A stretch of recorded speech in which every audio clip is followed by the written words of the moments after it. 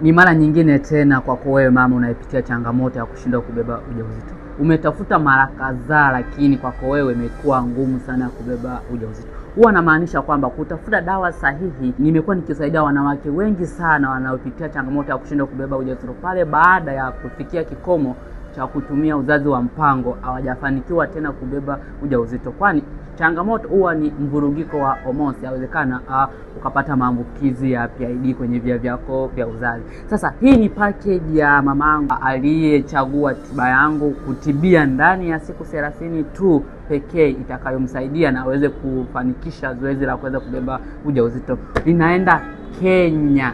Jana nimefanya delivery pia package iliyoenda Lumbashi, Kongo. Kama ni wewe mwanamke ambaye bado unakuwa na wasiwasi ya kutokuamini kwamba dawa hii haiwezi kukusaidia, na kushauri endelea kunifuatilia mpaka pale utakapoweza kuamini. Usahau kucomment, kufollow, kulike iwafikie wanawake wengi zaidi.